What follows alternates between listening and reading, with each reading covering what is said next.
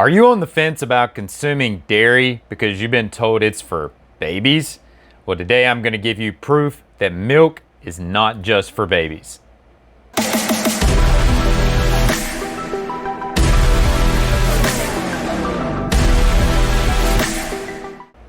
Hi everyone, and welcome back out to the Harvest Your Health podcast. Today we're going to jump into the conversation of milk and specifically whether or not you should be consuming that as an adult. Really answering the question, is milk just for babies? So I want to reflect back as we get started in this conversation many years ago, almost 2 decades back now, as I just started getting into my professional career, really delving into nutrition and looking at milk. I had consumed milk through my childhood. I had even consumed it into my early and mid 20s. And then I started getting exposed to a lot of information, really questioning the health aspects of milk and whether or not we should consume it. And I noticed that there was a pretty consistent line of conversation about the ill effects of consuming milk, especially once we got past our pediatric years, once we got past, say, about 5 or 6. And this continued on, and I even noticed that there seemed to, as years rolled on, there seemed to be many individuals talking about the ill effects of health. But once I got back into farming and ranching, one of the things that I noticed is that what I was often hearing about in regards to milk and what was wrong with milk varied significantly from the observations that I was seeing from those that were producing milk and consuming milk directly within the agriculture space. So there was a significant dichotomy there, and I wanted to try to better understand this. And long story short on this led all the way up to the point of us purchasing a dairy cow and me just literally immersing myself in this conversation around dairy and trying to better understand it. And in doing that, what I want to share with you today is proof as to why consumption of milk past the pediatric years, past those early formative years of life, is still extremely beneficial and what evidence there is out there to support this. And interestingly enough, I'm going to talk about some science here, but we really don't have to delve very far into that to be able to illustrate that milk is a health promoting food for all age classes. And so to bring this conversation to for us to have a conversation around this, one of the things that I think we have to do is start off first by actually answering the question, what actually is milk? What constitutes milk? And as I say that, many of you will probably think milk jugs in the grocery store, plastic containers, glass containers, even the paper containers, if you will. Maybe think about that, adding milk to your cereal, or maybe you think about milk in a baby's bottle. Like, these are all the types of images that come to your mind. You may think dairy cows, these types of things. But what is not being answered, or what is not being often brought to the conversation when we hear milk, is there's not enough of a differentiation in what we're talking about. Milk has multiple forms, and I'm going to be very specific as I go through this conversation and what we're talking about. But understand that milk can be raw. There's many individuals such as myself that are in the camp of raw dairy and attest to the attributes associated with raw dairy. But then you look at the majority of dairy out in the marketplace and it's pasteurized. So immediately there's a difference, and there's a difference in the composition of the dairy. There's a protein difference. There's a microbial difference here, just in looking at raw versus pasteurized forms of milk. Is it homogenized? Is it not homogenized? These are things you have to look at. And then keep in mind that when you talk about milk, milk is a very broad, probably best to state it as an umbrella category, right? Because you have dairy milk, you have cattle dairy, you have sheep, you have goat, you have human, you have other species, multiple species from which milk can come from. So do all of those fall into the same category? And the answer to that is very emphatically no. Even when you walk through the grocery store and you look at the shelves and you look at whole milk, reduced fat milk, skim milk, well, you can't put all those in the same conversation either, because right off the bat, they're going to have different macronutrients. They're going to have different fat compositions, which means that they're also going to have, just based off of that, differences in the vitamins that are going to be found in there, in some of the fatty acid beneficial constituents that are found in there. Some of the metabolites is the term there. Those are all going to be different as well. So I want to start us out by looking at and focusing on what is known as A2 milk. So A2, and this is different than A1 milk. And the focus of this conversation today is not to differentiate those two. That we can do that again in other conversations. I've done that before, and that is an important differentiation. But in short, we're talking about A2 milk, and the reason I want to bring this up and bring this difference forward is because, in short, there are opioid-like effects from A1 milk, which we don't want to have to consider, that are not a consideration when it comes to A2 milk.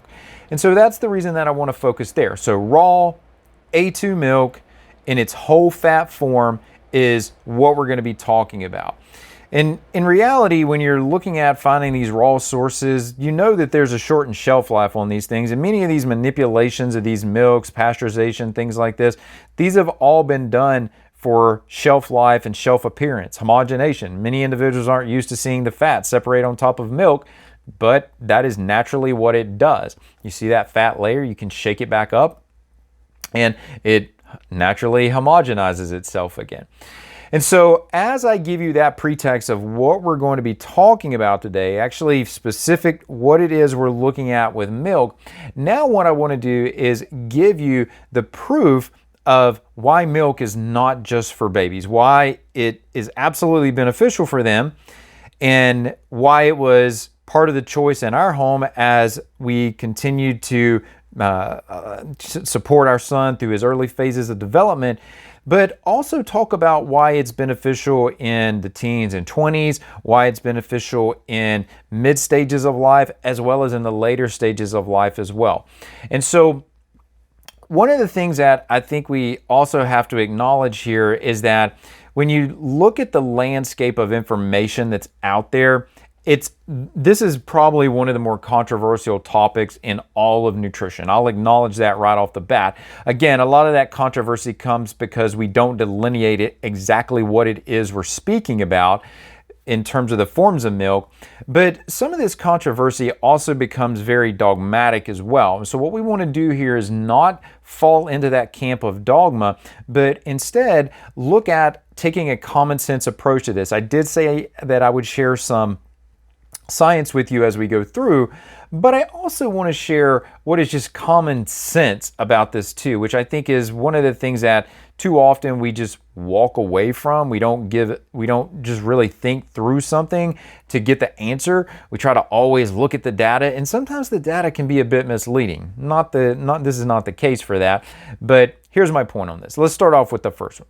So my first point on why milk is not just for babies is that it is absolutely one of the most complete food sources that as humans we can consume. And so what does that mean? Well, as a complete food source, we have to think about macronutrients, micronutrients, and if these terms are not familiar terms for you, let me give them some meaning, some context. So when we talk about macronutrients, that means fats, proteins, carbohydrates. So what, if you might think about this, the main things that you might think about when you look at a nutrition label. When we think about micronutrients, generally we can break that down into vitamins and minerals. We could also add metabolites in that, which I'll speak to. But in looking at milk, whole milk, it is an excellent source of protein.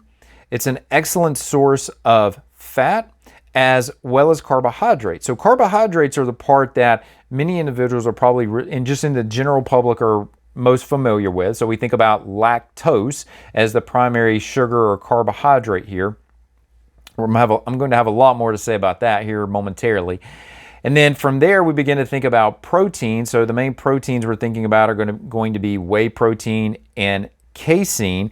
And these two proteins actually are what two really good reasons to give us evidence for the longevity, the rationale for consuming dairy as a part of a longevity or anti-aging protocol, if you will, which is generally not a way we think about dairy being discussed.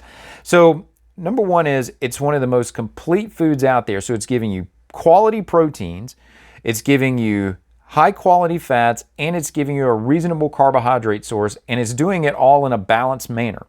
And in addition to that, you get the vitamins and minerals and some various metabolites that our bodies are dependent on. Those come along in milk as well.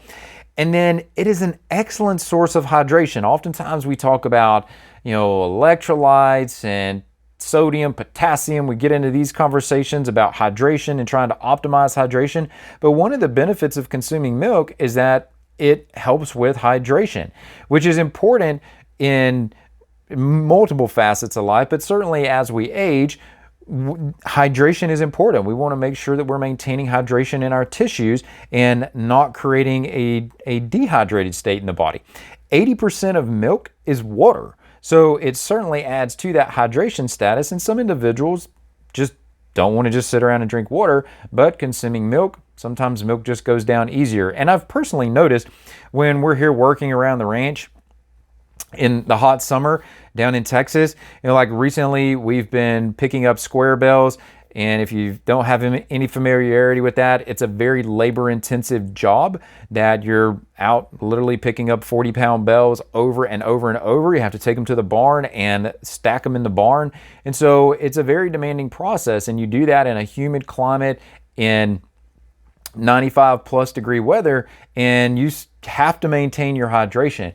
And I often notice for myself that when I'm presented in these situations with a cold glass of milk or a cold glass of water, I will generally reach for the cold glass of milk. I noticed that this was something I started doing last summer, and it was just amazing to me how quickly that milk would go down and how quickly it would quench my thirst, as even compared to water. And I'm a pretty big water drinker myself, but the milk in those scenarios was excellent for optimizing my hydration. In addition, so this is still focusing on just what is naturally inherent to milk, to dairy, if you will, again, to that raw A2 dairy, is that there's compounds in there that support microbial maintenance. So we hear so much information now about the gastrointestinal tract and optimizing the gastrointestinal tract. There are compounds inherently found in milk that are going to have the capacity to do that. And if you think right along in that same line of thought, that the gut and the immune system directly interface with each other, so you see varying numbers on this, but these numbers vary somewhere between 60 and 80% of the immune system is in and around the gastrointestinal tract, and that's specifically because of some of the lymphoid tissue we have in that area, the lymph tissue, that this area is definitely linked, the gut is definitely linked to the immune system, but the point here is that as we consume the dairy and it supports the microbiota, that supports the immune system, and that's an indirect way. But there are also compounds in milk, in dairy, that are directly supporting of the immune system as well. So for just as an example on that, we have glutathione precursors. So here's the question I'll pose you with at this point, is that as you look at all of those attributes of what milk has to deliver, would those attributes are not things that we're interested in just in the early phases of life, just in the first few years of life, or even through our developmental years, through our teens and early 20s. Those are things that we're interested in throughout the entirety of our lifespan. We want to make sure that we have adequate macronutrient and micronutrient consumption. We want to make sure that we stay hydrated. We want to make sure that we're continuing to nourish the microbiota and the overall gut health. And we want to make sure that we're maintaining the health and the optimization integrity, however you want to say that, of the immune system. So just looking at the sheer structure of dairy makes a very strong argument for why it is meant for the entirety of life, or why it can be beneficial throughout the entirety of life as opposed to just these early years. Now, that's the first point here. So now let's move on to the second point of why milk is not just for babies. And this is going to come down to the digestion of lactose And this is where we hear about the conversation of lactose intolerance, and all based on an enzyme called lactase. And so we can see, lactose-free milk, or we can see where lactase enzymes are substituted in and used sometimes. But here's my point on this, is that when it comes to digestion of lactose, the production of lactase does decline with age. So this is often the argument we hear about, is that we don't produce enough lactase as we age to justify the consumption of milk and therefore the ability to digest lactose. And I'll grant that argument. So that argument, there is a decline in lactase as we age, but what also should be added to that is that there's also a decrease in most enzymes, most pancreatic enzymes and brush border enzymes as we age. So how do we rectify that when it comes to other food components in the diet? For example, if your protease enzyme is going down, is that an argument to say that we shouldn't consume as many proteins in the diet as we age? No, that's not what that's suggestive of at all. And what is often overlooked as a part of this digestion of lactose is microbial digestion of lactose. This is equally an important part. And so when we talk about lactose, what are we looking at? What's happening here? What's taking place? So lactose is what is known as a disaccharide. So it's two sugars. It's galactose and glucose that are attached together. And when you have the enzyme lactase, it breaks the glucose and galactase apart. So it takes that combination of two sugars and it makes it two single independent sugars.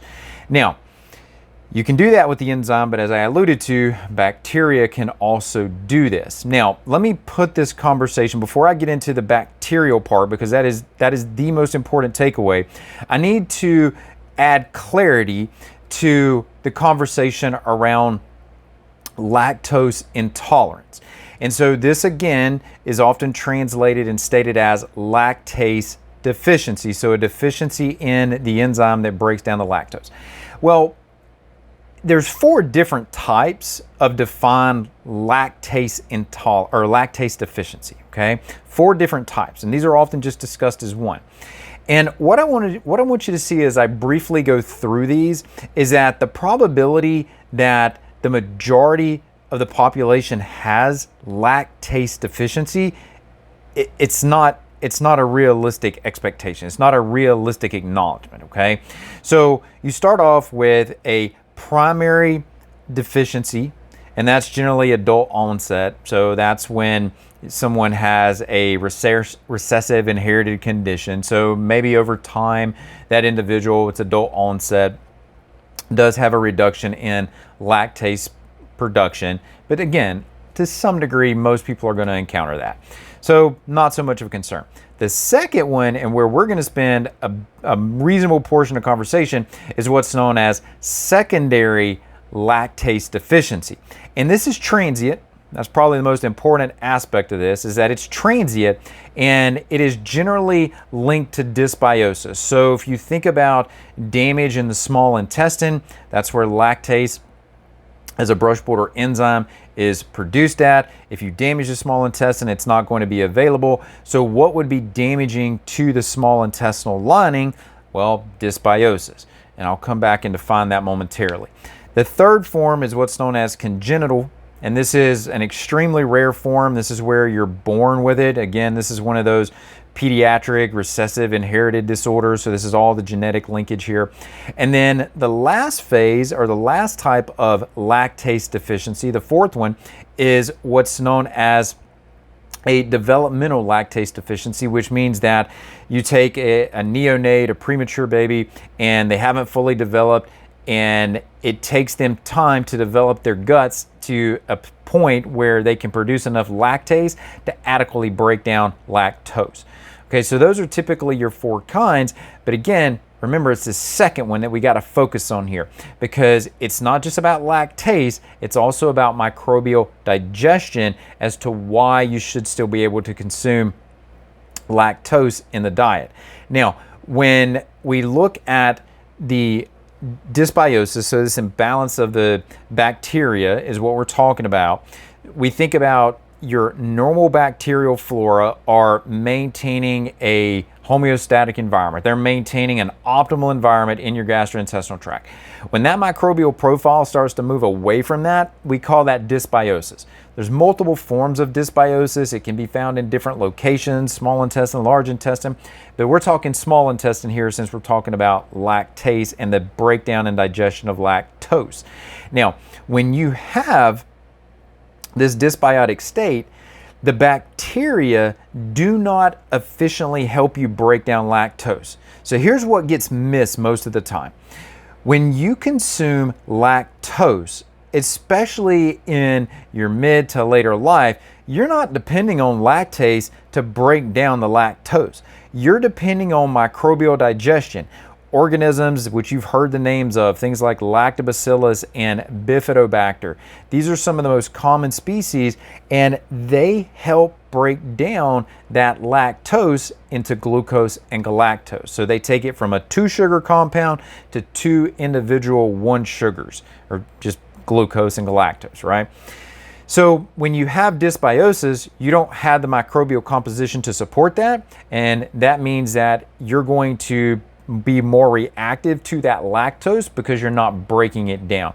And you can see this with the difference between fermented and non-fermented dairy sources. So sometimes individuals can consume a fermented dairy source, it doesn't bother them, as opposed to consuming a non-fermented source and it might bother them. If that sounds like you, that's probably a strong indication that the consumption of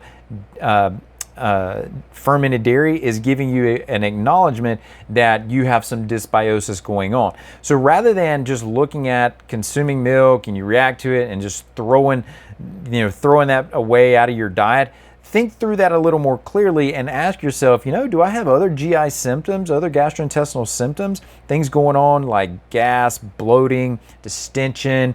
If these types of things are going on, maybe it's time to think dysbiosis might be the cause for this. And here's the thing I'll tell you, if you're dealing with dysbiosis as it relates to this whole dairy conversation, it's affecting other foods that you're consuming as well. So that's my second reason as proof as to why milk and dairy, A2 raw dairy, is not just for babies, is because we don't just use lactase, we also depend upon microbial digestion, especially in the later years of life, to break down lactose and assimilate that. Now, let me go into the next. And so now what I want to do is I want to transition us out of conversation around carbohydrate, lactose, over to proteins. And there's 2 main proteins that are often looked at and discussed when it comes to dairy. And the first is going to be whey, and the second one is going to be your caseine. So let me start off with whey. And I wanted to, just before I sat down to share this information with you guys, I wanted to see just how many studies currently exist out there on whey protein. And as of right now, summer of 2024, there are over 22,000 studies on whey protein. To say that this has been studied would be a bit of an understatement, right? We've looked pretty heavily into whey protein, what it can do, and in general, the studies are collectively positive in terms of what whey protein, how it supports overall human health. And there's many reasons for that. So if you look at things like, and again, you can look at these in different aspects of the lifespan. So early on, you think about teenage years, young boys comes to mind. I'm a male, so you think about developing muscle tissue, being athletic, recovering, regenerating, being at the top of your game.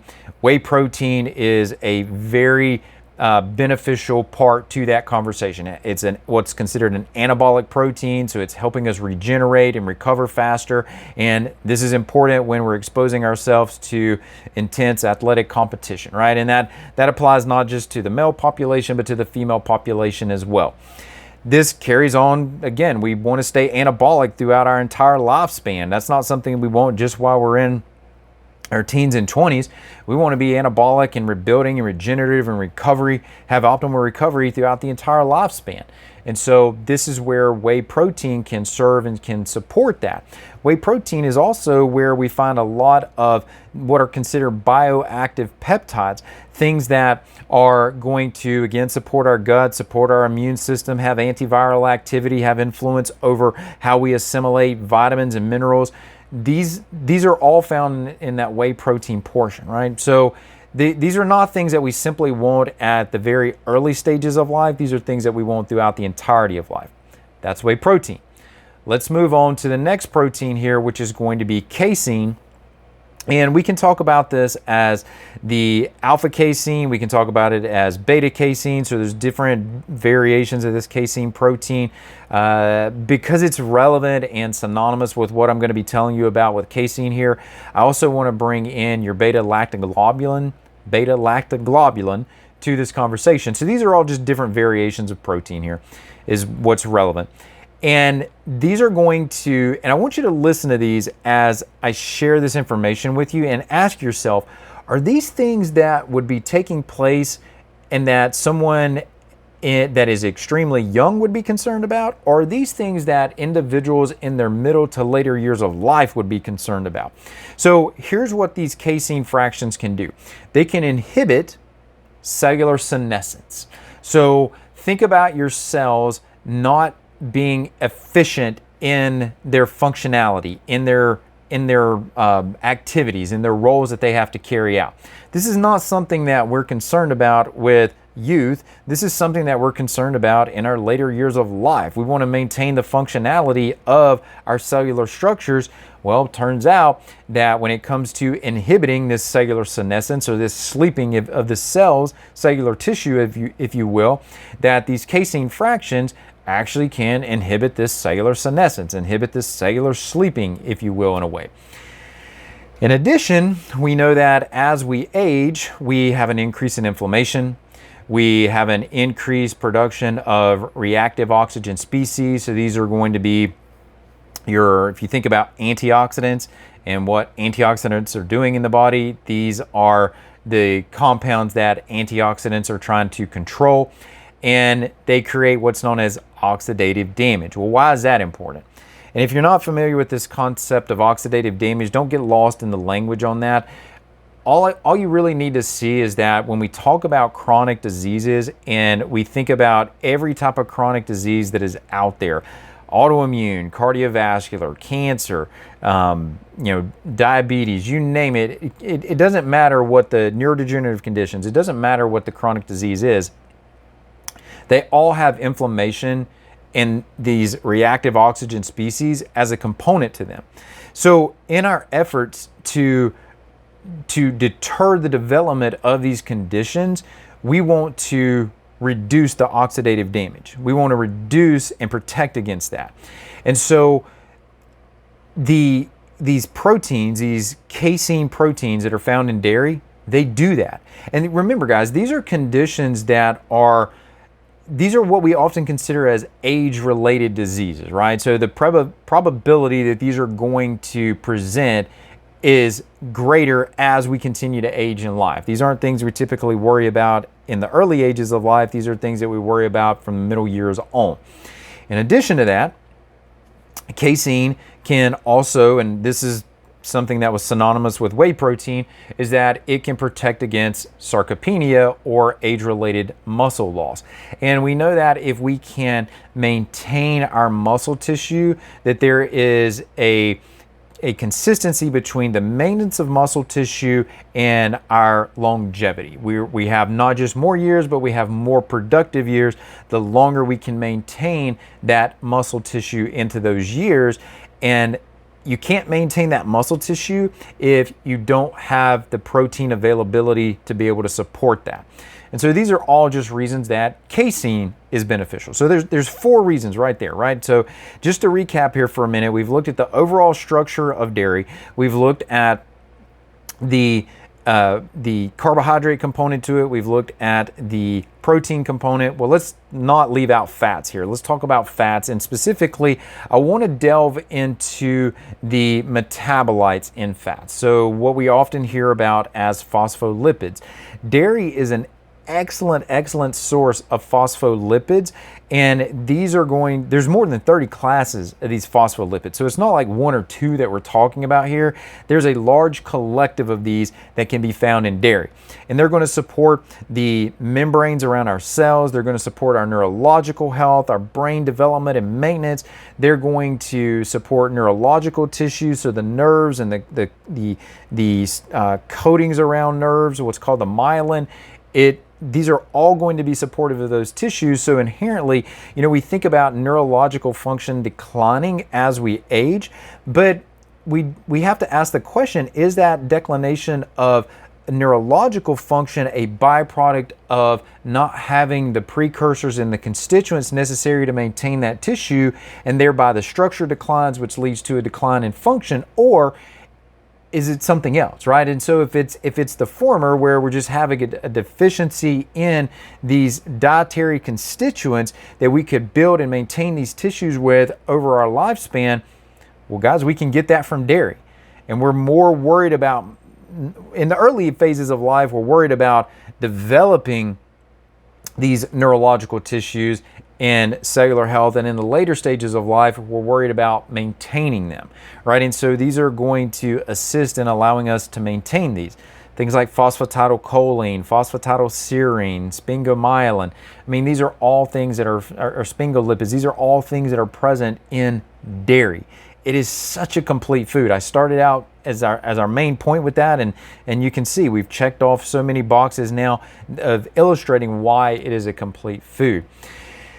Now, I think those are easily 5 reasons to show why those are easily 5 reasons as proof why dairy is not something that should be limited to consumption in the later years of life. That's just not logical. And there's, if you really want to delve into the science, I haven't gone too far with you on that today, but if you really want to delve into that, my goodness, you can get lost in PubMed looking up articles illustrating the science of everything that we've been talking about here. But I want to go a different direction in conclusion, and I want to take us to what we would consider as why is there this controversy in the first place? And this goes back to, people complain about things like allergies and sensitivities, and again, the lactose intolerance. And the question we fail many times to ask on a large scale, like there may be individuals doing this on a small scale, but what we fail to ask large scale is, what about the quality of the dairy, the milk that is being consumed?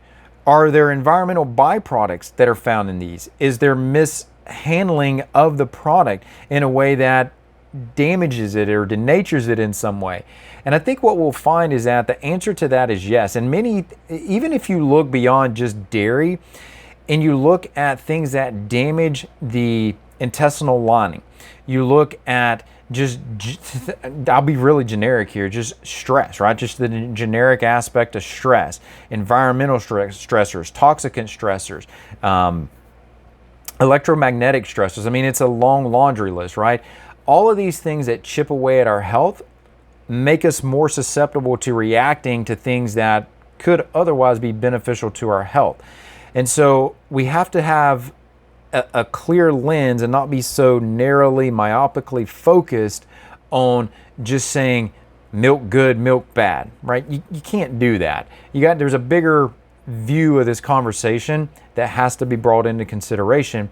And I hope that after listening to what I've had to share with you today, that you can begin to think about, one, if you react to dairy, maybe why you react to dairy, but also two, have hope that if you've been restricting dairy, like honestly I did for many years because I looked at it as something that wasn't suitable for the entire lifespan, and then really delved in and did my own research and found out that wasn't true, maybe this stimulates you to look at this food product for yourself and see where it can fit into your diet, and also allows you to start taking steps of resourcing food beyond the grocery store aisles. Look at what local resources you have available to you that can provide a raw A2, non-pasteurized, non-homogenized milk. They're out there, they exist. And so look for sources like that. And who knows, maybe you'll become a part of a community that allows you to know where local food, from animal products to vegetable products or plant-based products, where these can come from that can all help you build a balanced nutritional diet that can begin to help you start to optimize your health. So this may be simply the first step in you making that journey. So with all of this information, guys, I hope that this helps you go out and harvest your health. So until next time, take care, and I'll see you soon.